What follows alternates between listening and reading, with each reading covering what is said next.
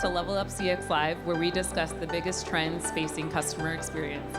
I'm Marissa Benro from Genesys, and I'm joined by Ericka Bennett, Manager of Sales Interaction Analysis and Speech Analytics at Ferguson. Together, we're going to explore how Ferguson is transforming its approach to measuring success, moving beyond classic QA scores to uncover richer insights that orchestrate better customer and employee experiences. Ericka, thank you for being here. Thank you for having me. So, Ericka, can you briefly tell us about Ferguson and your role there? Certainly. Ferguson is North America's leading distributor of plumbing, HVAC, industrial, and waterworks supplies. We primarily service contractors, builders, but we have a good segment of end users, homeowners who are doing their own repairs and remodels. So it creates a really diverse customer base who have differing needs at times. So we would definitely need to stay keyed into that. Yeah, I can only imagine. So traditionally, QA has struggled to get a complete picture since it's not really possible to listen to every call, manually or read through every interaction. So can you tell us a little bit about how you're shifting this using AI? We started our QA journey using a traditional evaluation approach, listening to associates and agents for compliance. Have they used the greeting, said the customer's name? At our height, we were doing about 6,000 evaluations a month, but it really was just a slice. Yeah. And while it helped to ensure that associates were consistent and compliant, we weren't able to string those evaluations together in a way that helped to illuminate the customer's journey and their experience. And so about earlier this year, we transitioned away from interactions, listening to evaluations for associate behaviors only, and shifted using speech analytics to looking at customer friction points, understanding where things are breaking down, where processes are optimal or have opportunity, so that we can drill into those and create solutions that, from a face-forward perspective, we can create better experiences in the future. So it's a transition from listening to one musician and giving that musician feedback, but not really stepping back to hear how the music sounds to the audience. Right. With speech analytics, we're able to see how does it sound to the customer? What does it look like for them? What's their experience? Yeah, I really love that orchestra analogy that you use of it's not just listening to one instrument, but one band, one sound, Right. And so you mentioned, orchestration of the entire experience. How has this broader view changed what Ferguson considers a successful customer experience? I think in the early days, success looked like a combination of did the associate do the things we asked them to do, Yeah. and also looking at very small populations for feedback. So in the early days, our team would actually go out and do interviews with customers, get their feedback. We transitioned to a CSAT, a formal CSAT program, which, as you know, is great. Yeah. You get great feedback from the people who fill it out. Exactly. And so the transformation for us is now we can hear from all of our customers, the ones who fill out a survey and the ones who don't, Yeah. using speech analytics to know what they like, what they don't like, what they need more of, what they need less of, how they're interpreting, how we present our sales presentation to them. We get a host of information without having to go tap them on the shoulder and say, tell me what you think. They're talking to us all the time. Yeah. In our company, that's upwards of 1 million calls a day, being able to extract a lot of information at scale Yeah. and put the whole picture together. So success looks different because we're looking at it from a journey perspective as opposed to isolated interactions at the agent level. Being able to match both of those things together, we get a full 360 of what the customer experience looks like. Yeah. We can maximize opportunities to drive more revenue, reduce our expenses, and hopefully create a really great experience for our customers. Yeah. And can you give us an example of one of those, situations where you're listening in and you're able to pinpoint something that might be a friction point for customers? They're calling in very often about this, or every time you're hearing it come up in conversation, it's a point of contention.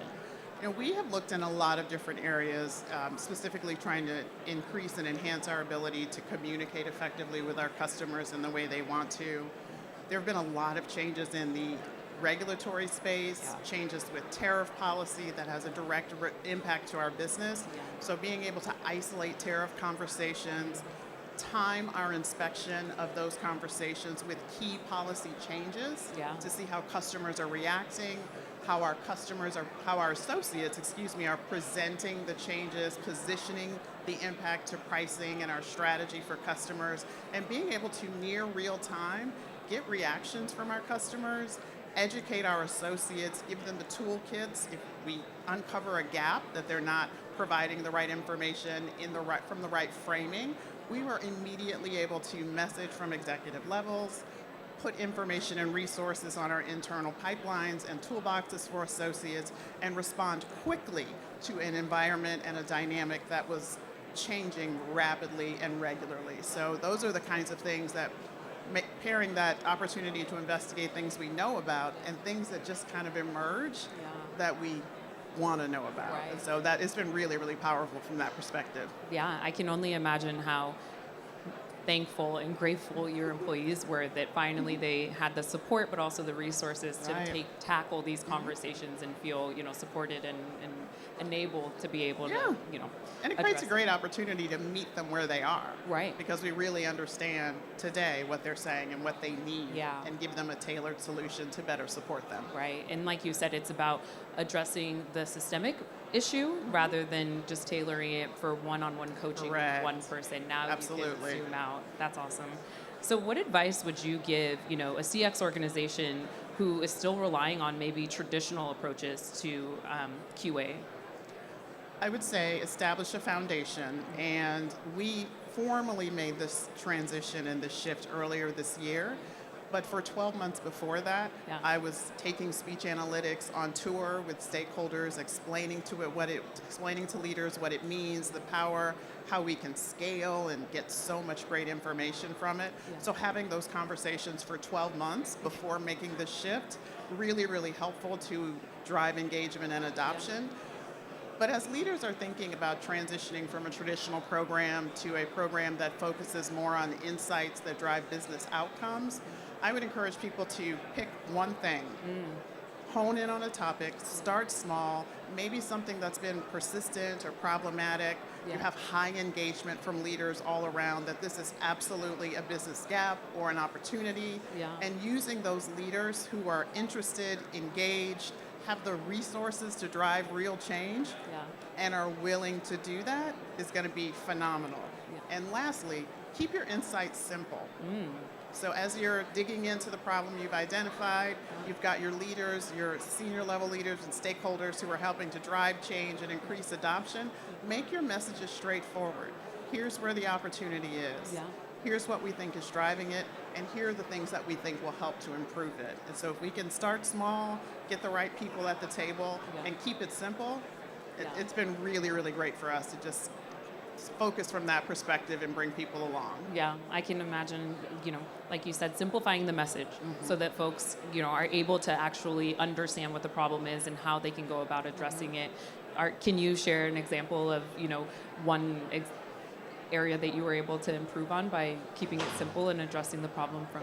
I would go back to the tariff example and just really explaining to associates that where we can be as specific as possible around how tariffs are impacting pricing and what it means to our customers and our consumers, the more transparent we can be around what is driving changes to what customers might expect, the better for them as our customers, and it positions them to be as competitive as possible with their own customers. So just learning that being more generic is maybe a safer approach for some of our associates, but where we can be specific, it really empowers our customers to be able to make good decisions for themselves and for their own customers. Right, and I'm sure that entire loop from being upfront with your customers and then enabling your agents is just increasing the revenue, because now you have customers who feel like, okay, we're receiving the communication that we need, we understand what's going on, now here's how I can handle. Absolutely. Awesome.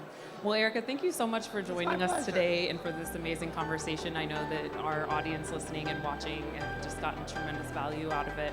And, everyone in the audience, thank you so much for joining us today. And for more on today's topic, please click the link in the comments and be sure to follow Genesys on LinkedIn for more Level Up CX Live content.